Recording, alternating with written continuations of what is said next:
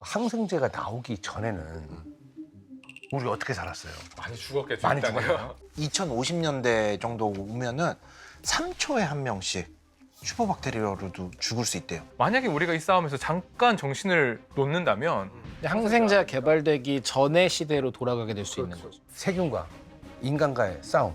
이걸 우리가 이제 어떻게 가져가야 될까요?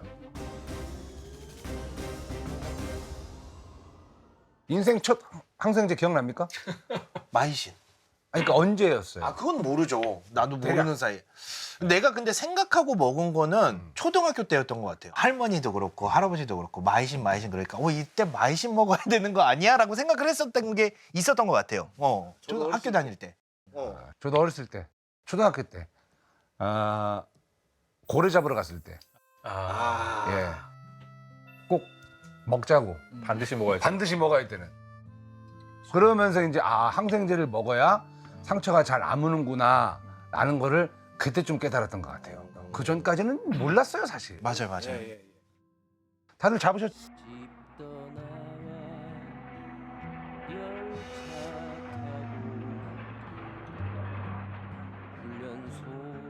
자, 그러면 이제 항생제에 대해서 뭐부터 좀 알아볼까 봤더니 가장 기본적인 걸 좀 알아봤으면 합니다. 과학자분들 입장에서 제일 좀 잘못 알고 있는 게 뭐라고 생각하는지 궁금해요. 잘못 알고 있다기보다는 그런 옛날에는 항생제라고 하는 게 뭐 몇백 년 전으로 가보면 없잖아요. 네. 그래서 뭐 세균 감염되면 사람들 쉽게 죽고 했는데 그렇죠. 우리는 이제 항생제가 너무 흔한 세상에 살고 있잖아요. 그렇죠. 뭐 중이염 걸려도 항생제 먹고 그럼. 어디 뭐 편도염 있어도 네. 항생제 먹고 하는데 그래서 뭔가 문명이 발전하는 과정에서 우리가 이런 멋진 약을 만들어내가지고 우리가 이 세균들, 우리 감염을 일으킨 세균들하고 싸우고 있다 생각하는데 사실은 많은 항생제들이 원래 오랫동안 지구에 존재했고 진짜? 심지어 상당수가 세균이 만드는 물질이란 거예요. 세균이 만든다. 항생제인데 세균이 만들어요? 그렇죠. 항생제라고 하는 것 뜻 자체가 세균을 죽이는 약인데 적자생존이라고 하잖아요. 그 말하자면 자연이 어떤 만인에 대한 만인의 투쟁 상태. 다양한 종류의 세균들도 있고 뭐 곰팡이도 있고 뭐 이런 조그마한 생물들도 있는데 그 종족들 중에서 어떤 종이 화학 무기를 개발한 거예요. 생화학 무기를. 자기네들은 방독면을 쓰고 있고 다 살포해버리는 거예요. 우와. 그러면 이 미생물들이 서로 전투를 벌이다가 네. 발견된 게 그게 그러면 항생제. 정확히 말하면 미생물들이 만드는 건 항생 물질이라 부르고 우리가 약의 형태로 만든 걸 항생제라고 표현을 조금 바꾸고요. 결국에는 자원이 한정되어 있는 애들이 그런데 보통 얘네가 많이 쓰는 게 포도당 같은 거. 이런 게 탄소 물질을 얻어야지만 얘네 에너지로 쓰니까 주변에 다른 포도당을 쓰는 녀석이 있으면 얘네를 죽이고 독점하려고 만드는 거라서 사회성이 많은 그런 세균들 같은 게 독을 더 많이 갖고. 야, 기가 막히네. 우리 세상이네요. 인간 세상이에요. 스트랩토마이신이라고 하는 아주 유명한 항생제가 있거든요. 이게 마이신이다. 결핵을 처음으로 치료할 수 있는 항생제였다고 알고 있어요. 근데 이 스트랩토마이신이라고 하는 항생제가 나온 그 미생물이 스트랩토마이시스, 우리말로 하면 방선균이라고 하는 네, 흙 냄새 나게 하는 그렇지. 세균인데 흙에 사는 세균이에요.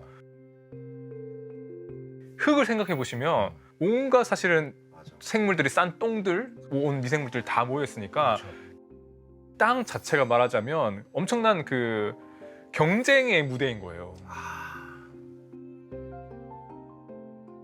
우리에게 땅 냄새라고 하는 인식을 줄 정도로 아주 잘 번성하는 이 방성균이라고 하는 애는 왜 이렇게 땅에서 잘 살 수 있게 됐냐? 결국은 나머지 애들을 잘 죽이는 무기를 개발했기 때문이다. 독점이다. 그러니까 말하자면 그 땅 속의 장홍제 같은 존재가 된 거죠. 저는 되게 이타적인 사람인데 어차피 이러시는지 모르겠지만 화학 물질을 만들어서. 근데 흙에는 원래 그런 게 많아요. 흙에 항암제도 나와요. 와, 탁솔이라는 항암제가 원래 주목나무란 나무 껍질로 만드는데 이게 너무 많은 양의 나무를 벗겨야 되는 거예요. 그래서 어떻게 하면 될까 연구를 하다 보니까 좀 오래 산 나무는 주변 흙에 항암 물질을 다 살포를 놨다 해서 그 흙에서 뽑아내는 연구도 많이 해요. 그런 의미에서 농담을 야, 너 땅 파봐라 돈이 나오나. 많은 제약회사들이 땅 파서 떼돈 번. 그러네. 왜냐면 맞네요. 땅을 파보면 항생제 후보를 가지고 있는 그 미생물들이 있을 가능성이 높기 때문에 흙을 파가지고 걔 뭐가 담겨 있는지를 보려면 장비값이 이제 장비값이 어마어마하죠. 장비값뿐만 아니라 그걸 분류를 해내야 되고. 인력에 뭐 사실상 다 뒤섞여서 물감 있는 물감통 그거를 원래 색으로 다 분리하는 작업을 한다 생각합니다. 엔트로피 안 돼. 엔트로피 거꾸로 가는 거 안 돼. 근데 그 모든 미생물들이 항생 물질을 그러면 다 제각각 갖고 있는 겁니까? 그렇지는 않죠. 어떻게 보세요? 이 여러 가지 생명체가 있지만 혼자서 사는 애들은 항생 물질을 안 만들어요. 그 고세균이라는 그게 완전 다른 종류인데 얘네들은 항생 물질도 안 만들고 그리고 항생제로 죽일 수도 없어요. 세균과 고세균을 비교했을 때 고세균은 인간이랑 더 비슷하거든요. 야, 너무 헷갈린다. 미생물 안에 어. 사실은 세균도 세균이 있고 있지. 조그마한 곰팡이 예. 진균류도 있고 고세균 이런 친구들도 그렇죠. 있고 한데 처음에 이제 생명이 이제 진화를 하고 났을 때 생물 처음에는 한 가문이었겠죠. 네. 이 가문이 두 가문으로 나뉩니다. 굉장히 단순한 핵이 없는 원핵 생물 가문인데 한 가문이 우리가 일반적으로 세균이라고 불리는 애들이고 다른 한 가문이 고세균 혹은 아르케아라고 불리는데 병을 일으키는 병원균들은 세균 가문에서 주로 많습니다. 항생제라고 하는 것 자체가 네. 보통은 세균만 죽이고 인간은 죽이지 않는 특성을 가진 물질을 쓰거든요. 근데 고세균은 세균보다는 우리랑 더 비슷한 측면이 있어서 이 항생제가 안 들어요. 아, 그럼 고세균을 죽이는 약을 쓰면은 실제로 우리한테도 영향을 독이 될 수도 미치는구나. 있죠. 네. 고세균은 죽일 필요가 없는 게 이름은 세균이지만 아직까지 감염성 고세균은 발견이 안 됐어요. 아. 근데 고세균을 위협하는 뭔가가 나타나면 그게 인간한테도 위협적일 수 있다라는 그런 얘기예요. 얘네는 그 되게 극한 환경을 좋아하는 녀석들이라 껍질 같은 게 있잖아요. 세균들이 그 세포막 같은 재료가 달라요. 세균이랑 고세균이랑. 그러니까 얘네들은 극한 환경도 버티고 다른 애한테 공격을 안 받으니까 일종의 혼자 잘 사는 독립적인 녀석들. 약간 데드풀 세균인가 그러면? 약간 데드풀가 안 죽어. 누가 공격을 할 필요가 없는 거야. 쟤는 그냥 건들지도 마. 왜냐면 우리 에너지만 낭비야. 항생 물질을 그러면 공격한다고 그러잖아요. 미생물이 항생 물질을 세균한테 쏘는 거예요. 그러니까 어떻게 죽이는 거예요? 보통 일반적으로는 이제 바깥으로 내뿜게 되면 다른 세균이나 뭐 다른 생물들을 공격을 하게 되는데 똑같아 이것도 무기니까 공격하는 포인트들이 조금씩 달라요. 네. 근데 살포하는 방식을 제일 쉽게 이해하려면 그 스타크래프트의 저그가 크립을 펴는 걸 보면 돼요. 아 미안합니다. 주변을 죽이면 내가 스타를 잘 못해요. 그 이번 기회 한번 내가 좀 나이가 어려가지고 그 세대가 아니에요. 근데 알죠? 그 전략은 내가 몰라요. 내가 콘솔 게임만 많이 해가지고 그때. 세균을 이렇게 콜론이라고 모여서 군집을 만들고 주변으로 항생물질을 분포를 시켜요. 주변을 죽이면 퍼지고 이렇게 늘어나는 식으로. 그러니까 그게 타겟들이 여러 가지가 있는데 예를 들면 우리가 옛날에 전쟁 무기 생각해 보면 공성전이 중요했잖아요. 그렇죠. 세균들이 가지고 있는 성벽에 해당하는 이 세포 벽이 있거든요. 벽이라고 불러요. 벽을 허무는구나. 벽을 부수는 게 아주 중요한 작용 중 하나예요. 한번 보고 싶다.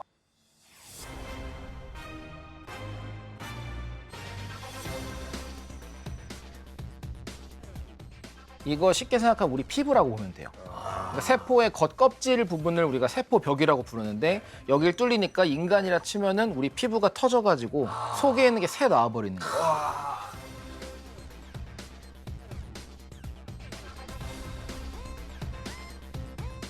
만약에 인간이 세균이었다면 우리가 각질이 벗겨지고 새 살이 만들어지는데 이 항생물질이 오면 피부를 더 이상 못 만들어요. 그러니까 죽을 수밖에 없는 거예요. 기가 막히네. 이게 제일 기본적으로 쓰이는 방식이고 네. 그 외에도 막 단백 그 또 이 항생제가 주로 이제 공격하는 표적에 해당하는 곳이 네. 세포 내에 있는 단백질 공장, 단백질 공장. 리보솜이라고 하는 단백질 공장이 있거든요. 네. 그래서 이 리보솜에서 이 유전자에 있는 정보를 읽어서 단백질들을 많이 만들어냅니다. 항생제가 이 리보솜을 공격해서 이 단백질들을 못 만들게 하는 거예요. 그 태평양 전쟁 때 미군이 일본 위로 지나가면서 군수 공장들이 밀집되어 있는 지역들 이렇게 폭격하잖아요. 타겟으로. 그런 것처럼 세포가 가지고 있는 공장을 공격하는 거예요. 와, 씨, 미쳤다 진짜. 공장하고 벽 다 뚫리면 그냥 뚫리는 거죠, 뭐 끝이죠. 그렇죠. 그러면은 이거 항생제가 나오기 전에는 우리 어떻게 살았어요? 많이 죽었겠죠. 많이 일단은. 제일 위험했던 병이 매독이었어요. 과거에. 막 베토벤도 매독으로 죽었다 이런 치료제가 말도. 없잖아요. 그때도. 그때 유일하게 치료제가 딱 16세기 시작할 무렵에 파라켈수스라는 연금술사 의사가 만들었는데 연금술사. 그때까지는 연금술사, 왜냐면 뉴턴도 연금술사였고 이후에도 그 굉장히 큰 분야다 보니까 이분이 찾아낸 게 수은이었어요. 수은. 설마 수은인가 하고 있었어 지금. 그러니까 수은, 우리 생각처럼 금속을 벌컥 본 게 아니라 칼로멜이라는 염이 있는데 그 수은이랑 그 염소가 붙은 이거를 물에 녹여서 마시면 이제 그때부터 치킨 게임이 시작돼요. 수은 중독 아니야 그러면? 선택지인 거죠. 수은 중독이 걸리는 대신에 매독이 나을 가능성이 걸어볼 거냐, 아니면 너도 죽고 매독균도 죽을 거냐. 너무 그거는 좀 심각한 게임인데 자기 목숨을 담보로. 근데 안 하면 무조건 100% 죽는 거예요. 아, 그 뭐라도 해보자는 살 거예요. 마지막 가능성. 이게 300년간 그 치료를 계속 하다가 그 정도로 약이 없었고, 이게 나중에 세균이 발견되고 파스테르랑 로베르트 코흐라는 분이 탄저균 이런 걸 보면서 세균이 병을 일으킨다. 세균을 죽여야겠다. 그래서 항생제가 연구돼서 개발되기 시작해요. 그때 또 파상풍 이런 거 잘못 걸리면 그냥 죽었겠네요. 그쵸, 웬만하면 죽죠. 광견병도 거의 그전에는 다 물리면 죽었겠네요. 죽는. 아. 자, 그럼 최초의 항생제는 어떻게 만들어졌습니까? 또 굉장히 유명한 얘기죠. 그 알렉산더 플레밍이라는 분이 이제 세계 1차 대전 때 군의관을 하다가 세균 때문에 너무 많은 군인들이 죽는 걸 보고 폐혈증이나 이런 게 크니까 그래서 이제 항생 물질을 연구를 막 했어요. 근데 정작 찾은 과정은 그냥 진짜 우연히 휴가를 가는데 그냥 놓고는 창문을 열고 가버린 거예요. 깜빡하고. 근데 돌아와서 봤는데 이 세균 배양한 곳에 푸른색 곰팡이, 우리가 그 곰팡이, 유명한 곰팡이. 예. 푸른 곰팡이가 생기고 주변에는 세균이 죽어 있는 걸 보고 야 이게 뭐지? 하면서 연구를 시작해요. 곰팡이를 보고. To examine them under the microscope. See, when you take the cover off, put it under the microscope, it's exposed to the air and you get contaminations. Well, I got contaminations, and when I looked at them a week afterwards, there were all sorts of contaminations, but one of them was a mole. The original cultivation, which I kept, which I observed penicillin. Here's the mold. 발견을 해가지고 논문을 냈는데 그 다음에 바로 대량 생산이 됐을 것 같지만 그 과정이 굉장히 어려웠어요. 왜냐 한 사람을 치료하는데 페니실린이 보통 한 5에서 10g 정도가 필요하다라고 알려져 있는데 1g 만드는데 100리터 정도가 필요해요. 곰팡이요? 배양액이. 그 배양액에 잔뜩 곰팡이를 키워서 1톤의 그 거의 수조에다가 곰팡이를 꽉 채워가지고. 그럼 시간적으로는 또 얼마나 걸릴까요? 정확히 그러려면? 이제 한 사람이 이게 키우는데 보통 요즘 기술로도 그렇게 배양하려면 5에서 7일은 배양을 해야 돼요. 근데 그 안에 사람이 세균에 혹시라도 감염이 돼가지고 죽을 확률은 그 안에 죽을 압도적으로 확률은 너무 높죠. 많죠. 아, 대량 생산을 어떻게 한 거지 그러면? 푸른 곰팡이도 종류가 많아요. 한 종류가 아니라. 그러니까 처음에 발견했던 녀석은 만들긴 하는데 양을 조금 만들었던 거고 이후에 사람들이 어떻게 하면 많이 더 빨리 키울 수 있을까 여러 가지를 연구를 하다가 하나의 일화가 그 미국에서 페니실린을 좀 대량으로 만들고 싶어서 동네를 돌아다니면서 그 과일 상점들을 봤대요. 거기서 썩은 곰팡이가 쓴 메론을 관찰을 하고 진짜? 그 푸른 곰팡이로 했더니 한 200배 정도가 더 나오는 거예요. 이야, 멜론은 또 크잖아. 만약에 푸른 곰팡이가 치료할 수 있다 해서 멈췄다면은 다른 문제가 될 수 있어요. 예를 들어서 우리가 귤 같은 것도 푸른 곰팡이 썩잖아요. 있어요. 그렇게. 네. 그거는 항생 물질 없어요. 귤에는 없어요? 네. 이걸 아는 이유가 귤에 생긴 푸른 곰팡이는 귤은 왜 그러지? 항생제가 있을 걸 생각하고 피부 다친데 문질러 본 적 있어요. 어렸을 때. 아니 그걸 근데 어렸을 때 어떻게 알았어? 책을 보면은 이 플레밍과 푸른 곰팡이 막 얘기 나오니까 보고 아니, 나도 지금 방금 그 질문을 하려고 그랬거든요. 왜냐면 내가 상처가 있어. 썩은 게 있네, 과일이? 한번 비벼볼까? 하는 사람 분명히 있을 거란 얘기지. 제가 했는데 거기에 이제 발진 나고 그랬어요. 안 되죠? 절대. 왜냐 이게 해봐서 아는데 그 귤에 있는 게 페니실리움 이탈리쿰이라는 종류의 푸른 곰팡이에요. 근데 얘는 독성밖에 없어요. 아, 그럼 멜론에다 문질렀으면 어떻게 됐을까? 멜론 생긴 거면 효과가 있을 거라고 봐요 저는. 아, 그럼 멜론 같은 경우는 내가 이제 상처가 났을 때, 근데 그러면 안 되지. 약 먹는 게 낫죠, 그죠? 지금 당연히 그게 맞죠. 저는 실험을 해본 것뿐이죠. 이런 개발의 운도 되게 중요한 게 당시에는 동물 실험을 진짜 많이 했던 게 기니피그예요. 근데 만약에 기니피그로 이 항생제 페니실린 테스트를 했으면은 효과가 없었을 수도 있어요. 왜냐면은 페니실린이 기니피그한테는 독이에요. 그래가지고 이거 페니실린 투여했는데 죽으면은 페니실린 효과가 없는 것처럼 보일 거 아니에요. 오히려 그러면 약간 이거 효과 없네라고 생각해서 이거는 그냥 수독할 수도 있는 거고. 그렇지. 근데 옥스퍼드 연구팀은 생쥐로 했었대요. 우연히 기니피그 대신 생쥐했는데 효과를 보고 약효가 있구나라는 걸 확인하게 된 거죠. 이게 대중화하고 약으로 만드는 게 너무나 중요한 과정이었잖아요. 그래서 그 과정에 기여를 했던 플로리하고 체인도 1945년도에 노벨 생리의학상을 플레밍과 함께 수여를 받습니다. 그리고 이게 대량 생산을 어딘가 누군가 했을 거 아니에요. 그래서 이걸 처음 성공해서 떼돈을 벌면서 우리가 알고 있는 제약회사로 바뀐 회사가 있어요. 아, 회사 우리 알아요? 아는 회사예요, 다들. 들으면 무조건. 모더나. 화이자. 화이자. 이거를 페니실린으로 이거를 개발했어요? 계기로 제약회사가 됐어요. 진짜. 원래는 아까 그 엄청 거대한 탱크에서 만들어냈잖아요. 이 탱크 설빈이 있었어요. 왜냐 여기에서 미생물 같은 걸 가지고 구연산 같은 예. 이거를 만드는 회사였다가 이제 미국에서 대량산 필요하다. 전쟁 나고 난리 났다 했더니 그럼 우리가 해볼게 하면서 그걸 성공을 한 거예요. 그래서 바꾼 거고 향수 회사도 했었어요. 뭔가 좀 이렇게 다양하게 좀 이렇게 하던 회사에서 제대로 그냥 빵 하고 어떻게 붐업이 된 거네요. 그러면 사실 화이자가 그렇게 성공한 걸 보면 이제 달려들죠. 냄새를 맡잖아요. 어. 야, 이거 이제 우리도 뛰어들자. 그렇죠. 경쟁하듯이 항생제 개발에 뛰어든 회사들이 정말 많았을 것 같은데. 이제 뭐 제약회사든지 아주 많은 과학자들이 저기가 금광이다. 골드러시가 시작된 거죠.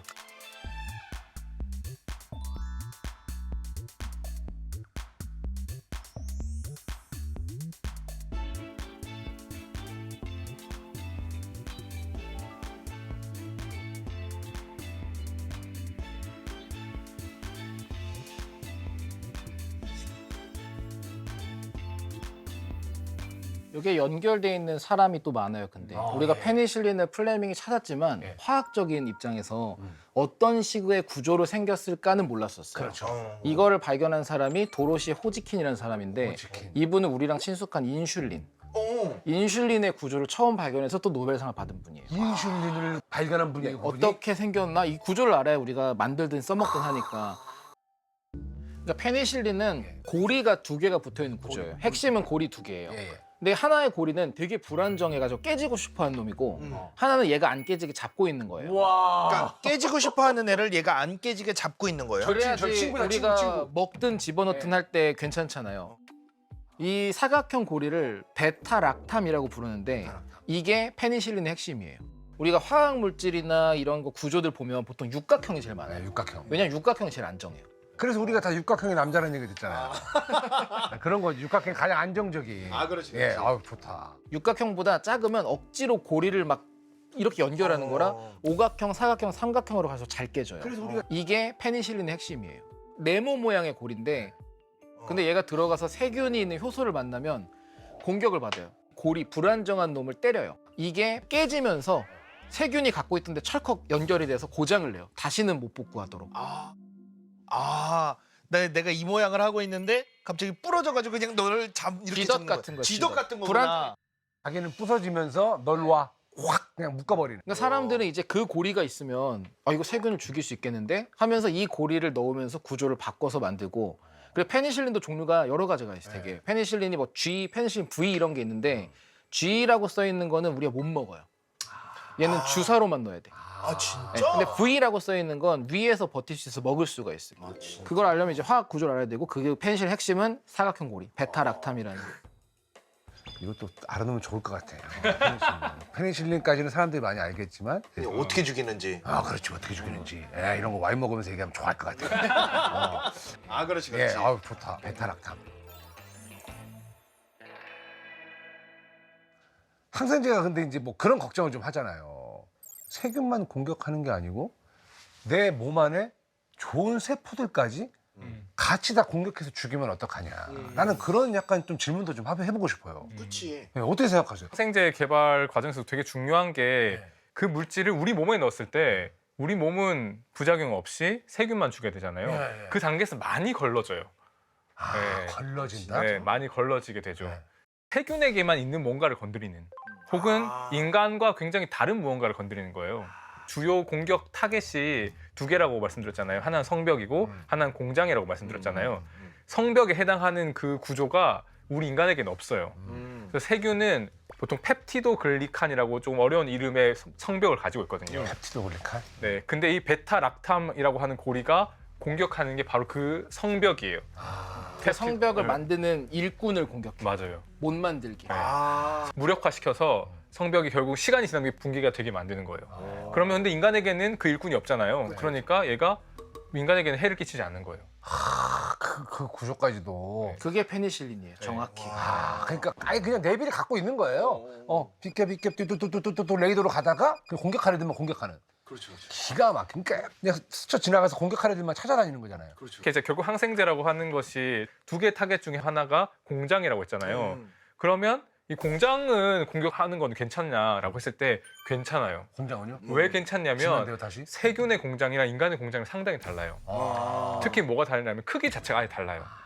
그래서 이거 원심 분리기로 분리할 때 이 크기로 세균의 그 공장이랑 인간의 공장을 분리할 수 있거든요. 이 약물이 세균 공장은 공격할 수 있지만 인간의 공장은 잘 공격을 못 해요. 그러니까 이게 딱 레이더가 정확한 타겟을 알고 있으니까. 그러니까 약을 딱 먹으면은 딱 아픈 데만 낫잖아요. 그렇죠. 얘네가 우리의 세포는 공격 안 하지만 예. 우리 몸에 있는 미생물은 또 공격을 해요. 그래, 내 그게 그래서 그래요. 미생물까지 같이 공격하면 왜냐면 우리도 몸에 미생물이 많을 텐데. 유산균 같은 거 좋은 거 필요하고. 다 죽죠. 그거는 공격해요. 항생제.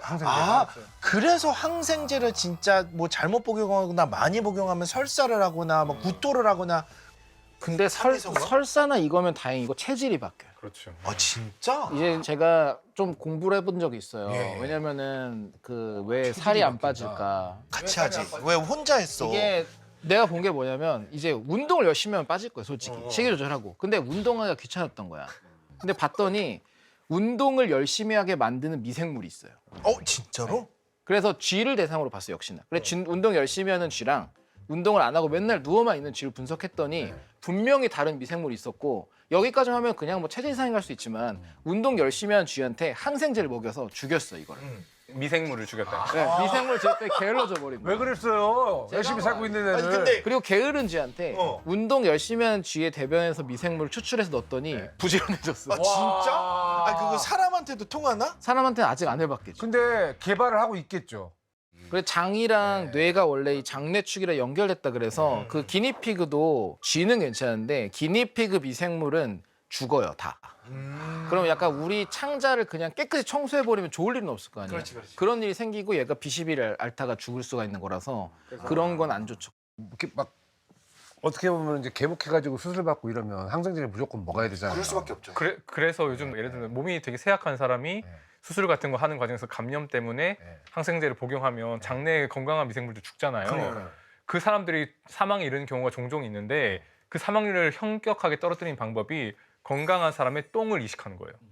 똥을 어떻게 시켜요? 똥을 채취해서 넣어요. 다른 사람의 장에다가? 장에다 넣는 거죠. 미생물을 그러면 다 심어주는. 네. 와 이거 진짜 너무 신기하다. 진짜 배를 째서 넣는 거예요? 아니 그냥 그 저기 뭐야. 항문으로 넣는 거죠. 예, 이게 주사기로 자약처럼. 주무시고 계실 때 찍 하면서 이렇게 넣는 거 아니에요. 건강한 사람의 변을. 그래서 이거는 굉장히 임상적으로 많은 좋은 결과가 나오고 있는 것 같고 그런 생각을 나중에 건강하면 대변도 팔아 돈 벌 수도 있을 거예요. 나쁘지 않은데요. 예전에 똥장군이라고 놀렸겠지만 이제는 그런 장군님들이 미생물이라는 게 참 대단합니다. 신기해요. 이 전쟁 이야기가 아니 웬만한 인간의 전쟁 얘기보다 훨씬 더 재밌는 것 같아요. 우주 이야기보다 살짝 재밌어. 우주 이야기도 재밌죠. 우주 이야기도 재밌죠. 아니 태양이 진짜 내년에 진짜 폭발하냐는 거예요. 예. 진짜요? 항생제를 많이 먹으면 그렇죠. 내성이 생긴다고. 맞아. 그래서 많이 먹지 말라고 하지 않습니까? 이 내성이 뭡니까? 내성. 그래서 내성이라고 하는 것은 말 그대로 이제 약을 쳐도 안 죽어. 안 죽는 거예요. 그러니까 이게 면역이 생겨버리는 거예요. 말하자면 우리가 약을 쳐도 더 이상 죽지 않게끔 진화를 한 거예요. 크게 두 가지 종류의 내성 진화의 원리가 있는데요. 하나는 뭐 아까 베타락탐 정확하게 타겟만 딱 타겟을 공격하죠. 딱 하잖아요. 예. 근데 거기 우리가 이제 약간의 구조 같은 게 돌연변이가 생겨서 바뀌면 얘네들이 인식을 못하는 거예요. 타겟을. 스쳐 지나갈 수도 있고. 네. 예를 들면 저 색깔의 군복을 입고 있는 군인을 공격하라고 코드가 짜여 있으면 군복 색깔을 살짝 바꿔버리는 거죠. 세균들이 또 살아남으려고 하는 그 본능으로 그렇죠. 그렇게 내성이 생겨버리는 거네요. 근데 더 무서운 거는 표적이 되는 단백질 뭐 이런 것들의 구조를 바꿔서 내성을 획득한 세균이 있어요. 그러면 그 세균으로부터 분열해서 만들어진 세균들은 다 저항성이 있을 거 아니에요. 그렇지, 내성 생겼죠. 가진의- 부모 유전자를 그대로 그걸 받았으니까. 받으니까 네. DNA 복제해서 그대로 받으니까. 네. 근데 문제는 얘네들이 그 자기 자손들한테만 주는 게 아니라 자기 친구들이랑 이웃들한테도 줄 수 있어요. 진짜? 퍼주는구나. 네.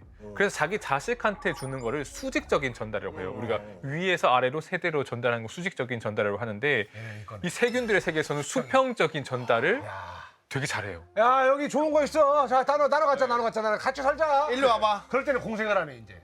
그 공생이랑 어떻게 되게 비슷한 느낌인데요. 네. 그 DNA가 안에 있잖아요. 네. 그러면 얘네들의 세균들도 약간 짝짓기 같은 행동을 해요. 갑자기 뭐가 찍 나와가지고 옆에 있는 세균한테 이렇게 촥 꽂아서 이렇게 DNA가 쑥 가요. 진짜? 그 조그마한 DNA 플라스미드라고 불리는 DNA에 항생제 저항성 있으면 요거를 꽂아가지고 주면 얘도 갑자기 이렇게 슈퍼 파워 돼가지고 항생제 맞아도 멀쩡해지는 거예요. 너무 신기한 게 우리 사람도 그러고 동물도 그러고 그 위에서부터 내려와 가지고 이렇게 어떻게 보면은 정보가 전달이 되고 그러면서 또 이제 강화가 되고 이러는 건데 얘네들은 수평으로도 쫙 서로를 강화시키는구나. 그러니까 종과 종을 뛰어넘는 수준인 거죠. 우와. 이렇게 전도예요, 하는 유전자들이 어. 전도랑 비슷한 거예요, 사실. 그 진짜? 네. 전도 자기 자식들한테만 하지 않잖아요. 아, 다 하죠. 다 하죠. 그냥 가서 꽂아버리면 되니까 바로. 근데 그럴 수도 있지만 예를 들면 자기가 있는 경전, 뭐 불경이 됐든 성경을 뿌릴 수도 있잖아요. 그럼 누군가 주워서 읽을 수도 있잖아요. 그래서 전도가 될 수도 있잖아요. 그런 방식으로도 수평적 유전자 전달이 나요. 왜냐하면 세균들이 죽으면 DNA가 나가잖아요. 그러면 이 세균들은 막이 어떻게 보면 흐물흐물해져서 DNA가 그냥 쑥 들어가 버려요. 그러면 세균은 워낙 기체수가 뭐 수억 수조 마리 쉽게 불어나기 때문에 이제 저항성을 갖게 되는 거죠. 동시에 하면은 막 세균이 집단지성으로 항생제에 저항하는 식으로 살아남는 거네요. 그리고 또 한 가지 더 여기서 되게 신기한 게 또 한 가지 수평적 유전자 전달, 항생제 저항성을 옆으로 퍼뜨리는 방법이 바이러스를 통한 거예요. 어? 박테리아를 감염시키는 바이러스가 있거든요. 우리를 감염시키는 코로나 바이러스 같은 게 있는 것처럼 박테리아를 숙주로 삼아서 거기다가 DNA나 RNA를 꽂아놓고 수많은 바이러스를 만들어내는 바이러스가 있어요. 박테리오파지. 박테리오파지. 코로나도 우리 몸으로 들어오면 바이러스가 우리 세포를 감염시켜서 뿌러나서 옆으로 퍼지잖아요. 퍼지죠. 그런 것처럼 미생물의 세계에서 바이러스가 있는 거예요. 근데 이 박테리오파지들이 어떻게 하냐면 그 좌변기, 양변기 앉아서 똥 싸듯이 세포 안으로 이렇게 DNA를 쭉 찔러서 넣어요. 그럼 DNA가 그 안에서 바이러스에 필요한 껍데기, 단백질, 뭐 효소 이런 것들을 만든 다음에 잘 포장을 해요. 포장을 해서 바이러스를 다시 만들어 그 안에서. DNA 하나가 들어가서 수백 개, 수천 개의 바이러스가 만들어지죠. 그럼 얘가 밖으로 나가는 거예요. 그래서 또다시 이걸 하는 거예요. 세균 속에서 복제되는 거죠. 그렇죠. 세균 속에서 복제돼서 포장되는데 그때 우연히 세균의 DNA가 일부 잘못 포장되기도 해요. 잘못 택배가 잘못 쏴진다고요? 택배에다가 바이러스 물건만 넣어야 되는데 갑자기 이제 박테리아에 있는 DNA가 여기 같이 들어가게 되는 거예요. 어떻게 돼요? 어떻게 돼요? 그렇게 되면 거기에 우연히 항생제 저항성 유전자가 있으면 그 박테리아한테 항생제 저항성을 넣어줄 수도 있는 거예요. 바이러스가 그 저항성 유전자를 옮겨주는 거죠. 그 지금 수평적 이런 거 얘기 듣다가 갑자기 생각난 게 있는데 세균이라는 녀석들은 우선 기억을 하지 못한다 생각하잖아요. 신경체계도 없고 뇌도 없고 하니까. 근데 화학적 관점에서 세균이 기억을 한다는 발표가 얼마 전에 있던 게 있어요. 기억을 얼마 한다, 전에? 세균이. 네. 세균이 아까 얘네가 필요한 자원이 뭐 포도당이라든지 아미노산이 있다는데 그거 말고 철분이 있어요. 철분. 철분이 FE. 네, 맞습니다. FE. 철분이 세균이랑 싸웠는데도 우리에게 인간에게 굉장히 강한 무기고 세균들이 꼭 필요해요, 얘가. 그래서 철분의 농도가 어떻게 되나를 기억으로 갖고 세대가 거듭돼도 똑같은 행동을 해요, 세균들이. 이미. 네, 5세대까지는 완전히 똑같고 철분 안 주면 7세대는 기억을 잃는다는 것까지 확인이 돼서 세균도 기억이 있다. 네, 이걸 전달을 해요. 이렇게 행동해야 빨리 클 수 있고 여기가 좋아라는 걸 내가 없는데 어떻게 기억하지? 이게 이제 원소 가지고. 모르는 또 그 원소. 그래서 항생제 같은 거 얘기했는데 우리가 그 면역력 기른다고 먹는 보충제 같은 것 중에 락토페린이라고 있어요. 네. 그 페린의 페가 그 철이에요. 철을 잡는 단백질인데 우리가 만약에 세균에 감염되잖아요. 그럼 우리 몸에 락토페린들이 막 나와가지고 철을 얼른 잡아 숨겨요. 세균들이 이걸 못 찾게. 세균이 이게 없으면 죽거든. 만약 항생제 먹는 게 좀 걱정되고 막 좀 자연적으로 하고 싶다. 그러면 락토페린이라도 먹는 게 세균이랑 싸우는데 도움이 꽤 많이 돼요. 아니, 나는 진짜 오늘 좀 충격적인 게 이게 이제 수평적인 전달이 너무 충격적인 것 같아. 여러분들이 지식하고 저희 지식은 다르잖아요. 근데 내가 여기다 갖다 대면은 이 지식이 나한테 그대로 넘어온다는 거야. 맞아요. 그런 거죠. 네 명의 데프콘 네, 나의 유머 감각이 이쪽으로 또 넘어가는 거야. 제발. 제발은 뭐야? 제발은 뭐야? 아니, 그러면 인간 몸에 들어오는 그 저기 세균 있잖아요. 얘네 내성이 생기는 애들, 얘네 정보 전달을 서로 하는 겁니까? 그러니까 그게 되게 위험한 게 우리 뱃속, 우리 장 속, 우리 똥 속에 굉장히 많은 세균들 있잖아요. 그렇죠, 있죠. 그럼 여기서 항생제를 우리가 막 과다 복용하다가 항생제 저항성이 진화를 하면 그 DNA가 여기저기 다 퍼지는 거예요. 저항성이 퍼지는 거죠. 그래서 우리가 분변이 하수도를 통해서 또 다른 세균들을 또 전달할 수도 있고. 약간 그런 거죠. 미세먼지가 많이 퍼져 있다고 그래서 우리가 마스크를 쓰면은 미세먼지 자체를 제거할 수는 없는 거잖아요. 그러니까 그런 상황하고 비슷하다고 보면 될 것 같아요. 지금 상황이. 뭐 그냥 보이지 않기 때문에 운명처럼 받아들이고 좀 살아가고 있는 거네요. 생태계 전체를 항생제로 오염시키는 위험도 큰 것 같고요. 그리고 인간에게는 뭐 먹으면 몸에 해로울까 봐 해서 좀 적게 치지만 비인간한테는 훨씬 더 과량으로 치는 그렇죠. 그런 경향성이 있기 때문에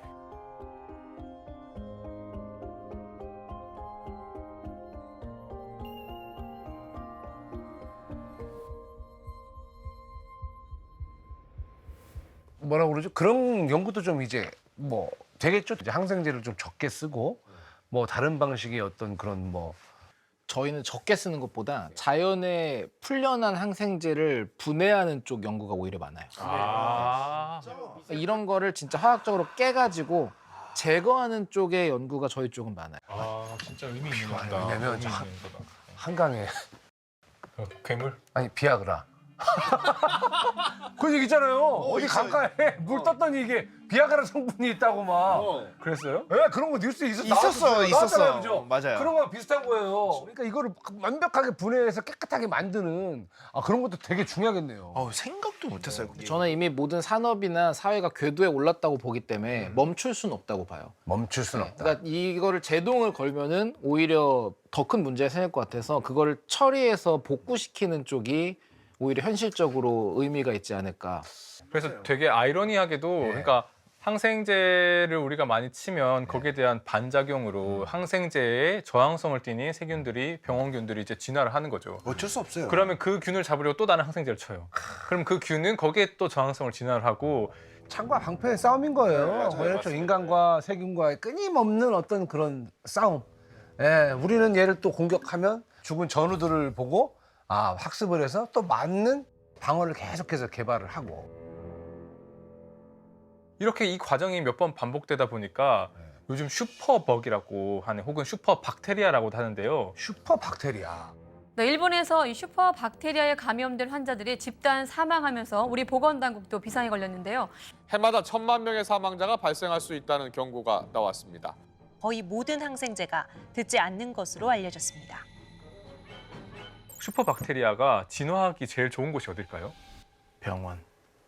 왜요? 진짜? 병원에 그렇게 소독도 잘 돼 있고 되게 위생을 항상 항생제를 처리하는 곳이잖아요. 네. 그리고 감염 환자들도 많이 오고 수평적 전달도 할 수 있으니까 거기서 많이 만들어질 수도 있다는 얘기예요. 그렇죠. 그리고 거기에 또 취약한 환자들이 많이 오잖아요. 네. 그러니까 이 슈퍼벅 그 감염이 굉장히 중요한 문제가 되고 있고 여기에 내성을 갖게 되면은 결국에는 이 슈퍼벅을 치료할 수 있는 항생제가 없는 거죠. 진짜 유행처럼 번져버리면 진짜 걷잡을 수 없는 사태가 또 벌어지겠네요. 네네. 몇 개가 중요한 마일스톤 항생제들이 개발되고 나니까 더 이상 새로운 항생제를 개발해봤자 돈을 별로 못 버는 거예요. 아하. 근데 그 사이 우리는 항생제를 너무너무 많이 쓰고 있었고 슈퍼박테리아, 슈퍼버그는 계속해서 진화를 하고 있었던 거죠.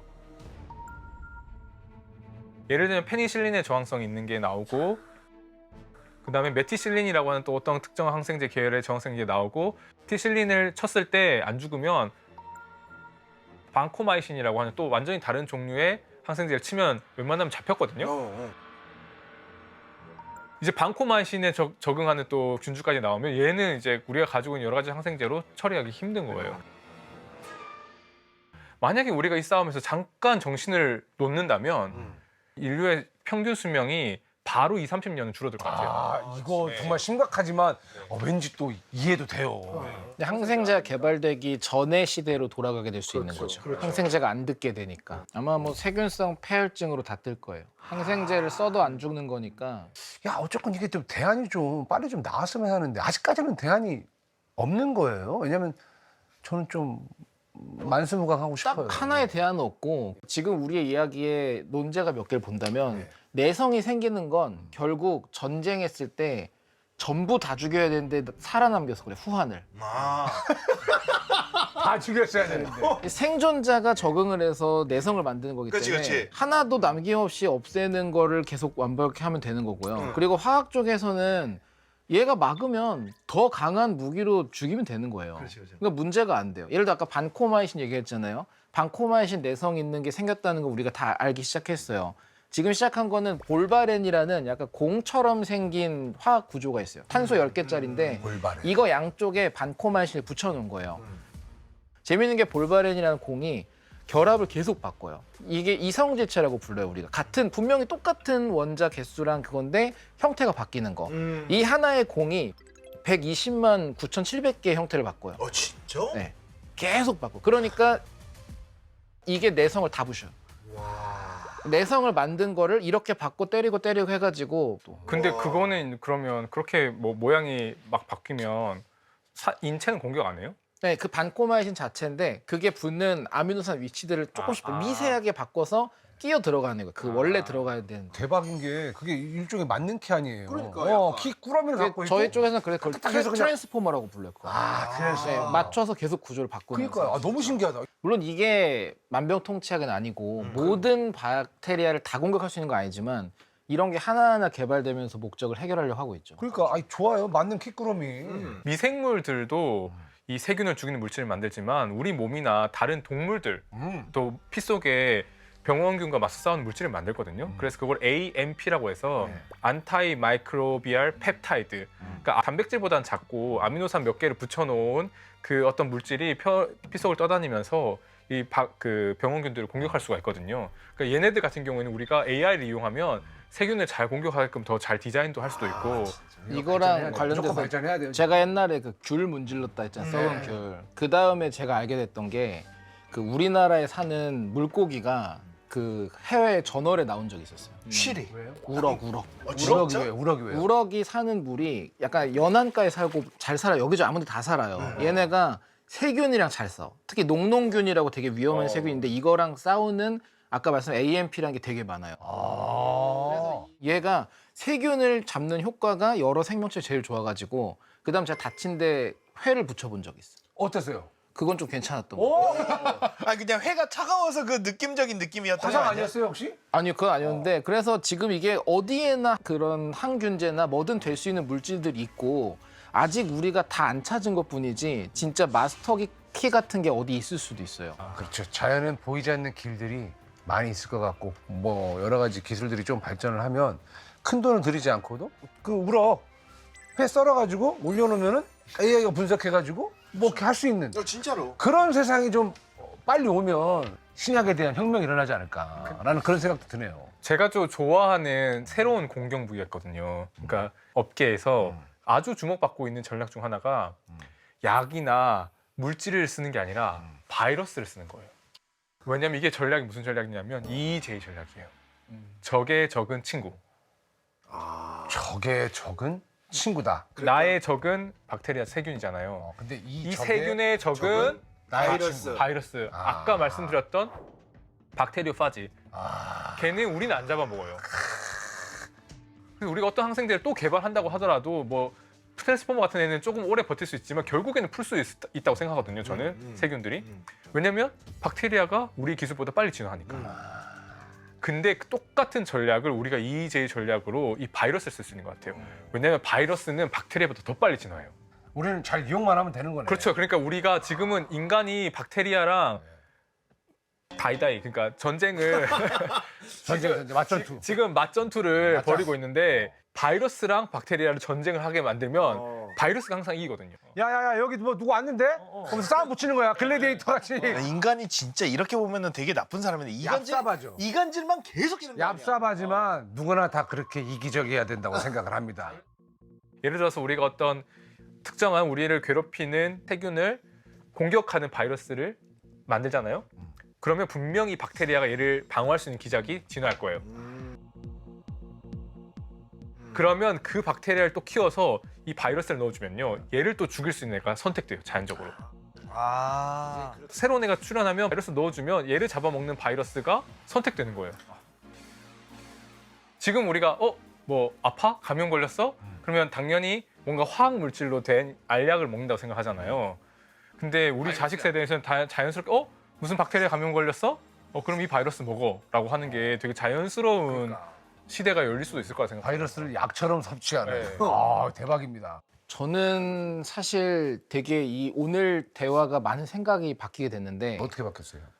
오늘 그 이대한 교수님이 소개해 준 그 수평적인 전달과 이런 게 자연의 섭리라 그랬잖아요. 어떻게 보면 인간은 자기의 존재를 걸고 섭리를 이기려고 싸우는 거예요, 지금. 맞아요, 진짜. 그러니까 되게 숭고한 싸움이라는 생각이 들어서 종을 존속시키기 위해서라도 이 싸움은 우리가 있는 힘껏해서 세균을 박살내야 된다. 그런 생각. 병원성 세균, 모든 세균 말고. 네, 그뭐 안 계속 좋은 하다 균. 보면 좋은 그러니까 건 살릴 수 있겠죠. 악균. 그래서 저희 랩에서 지금 항생제 저항성 연구하고 있어요. 아 그래요? 좋다. 하지만 전 위험이 오면 장홍제를 찾아갈 겁니다. 아 저는 지금도 장홍제를 찍어놔요. 그때까지 만들어 놓을게요. 항상. 주소 찍어놔요. 다사다난했죠. 새해를 맞이해야 되는데 태양이 진짜 내년에 진짜 폭발하냐는 거예요. 예, 중요한 건 예. 지금도 폭발을 하고 있어요. 네? 마치 소리를 으악 지르는 그럼 지구는 어떻게 되는 겁니까? 위성을 이용한 통신을 하고 있잖아요. GPS 신호가 끊기거나 이상한 신호가 오거나 요즘 머스크 형이 항상 올리고 있는 게 스타링크라는 위성이에요. 알죠. 49기 중에서 40기가 그냥 떨어져 버렸어. 뭘? 에? 말했잖아요, 디스토피아. 이게 디스토피아라니까. 핵 보유국이잖아. 지금 미사일 실험을 하고 있었는데 궤도를 이탈해서 다른 데로 가버린다든지. 그러면서 갑자기 공격을 받아가지고 전쟁으로 이어진다든지. 태양아, 넌 왜 그렇게 자꾸 화를 내는 거야? 승을 내는 주기가 있어요. 지금 승을 많이 내는 시점에 올라와 있는 거죠. 그래서 물어보고 싶어요. 우리는 뭘 해야 돼요? 태양이 진짜 작정하고 빡치면 우리는 그냥 순식간에 그냥.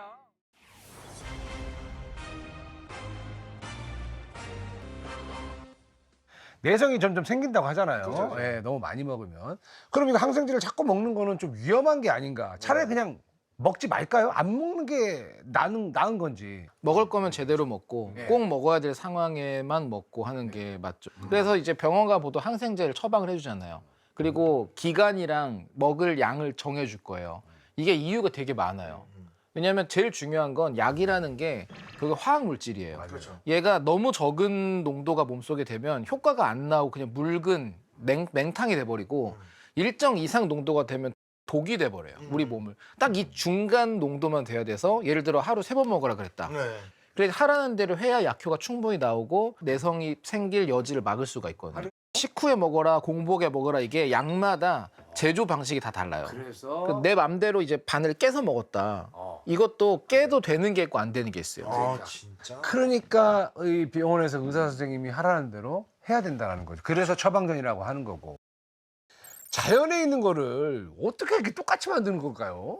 모두가 처음부터 구조를 보고 만들진 않아요. 그래서 자연에 있는 걸 아까 얘기했던 페니실린 찾았더니 야 이제 다른 데는 뭐가 있나 보자.